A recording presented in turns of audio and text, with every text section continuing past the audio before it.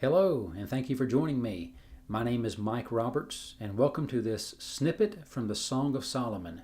Now, this is our third snippet. We've already had 1 and 2, and if you have not seen those yet, I want to encourage you to go back and watch those. You can find those on this same page. And even though all these snippets, I believe, can kind of stand alone, I think it's important, and to receive the maximum benefit, it's important to watch these in order. So I want to encourage you to go back and see the first 2 if you haven't already seen those. And with those being seen, I want to pick up right where we left off. We've already talked about the Song of Solomon, chapter 1, verses 1 and 2. And I want to start today by looking at verse 3. Now, what we saw already, and we explained in the first 2 snippets in the Song of Solomon, in chapter 1, the Song of Songs, which is Solomon's.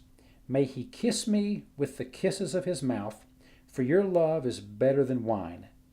And we figured out pretty quick, this is a kissing book. Like the Princess Bride, this is a kissing book. Well, now in verse 3, we see the Shulamite maid, who represents the bride in this story, and she represents us. She's talking to Solomon.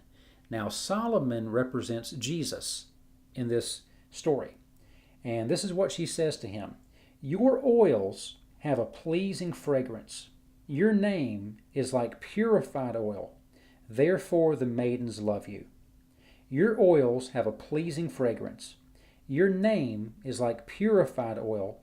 Therefore the maidens love you. Now, oils. What were these oils she's talking about here? Well, in this story and in the culture of that day, oils were their cosmetics. So today, if you may wear cologne or perfume or use a scented body wash, that's kind of like what she's talking about here.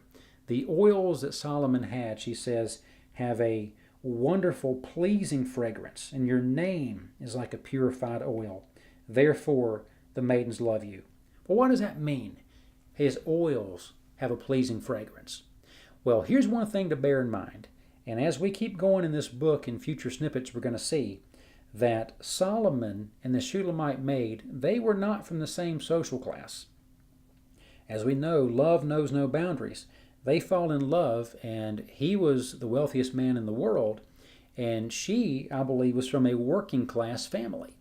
And so the oils that Solomon would have been able to afford, she would never have experienced those unless she was in his presence. She would never have smelled that fragrance anywhere else except in his presence. She would never have encountered or been around those oils except when she was with Solomon. Here she was from a working class family. Here he was, the wealthiest man in the whole world. And if she could have afforded any oils at all, and maybe she couldn't have, but if she could have afforded to buy any oils for herself, it would not have been the ones that he had. She could never, in her own strength, have achieved the life that she was having with Solomon. Now, that's a great lesson for us right there.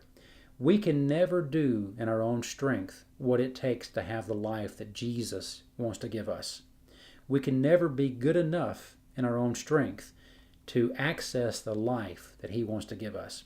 We can never be righteous enough in our own strength to access the life he wants to give us.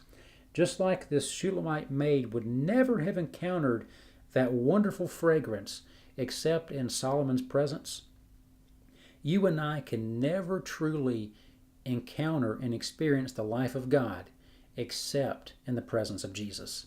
He's the only one that has that and can make that available to us. So that's part of what we can see in this verse.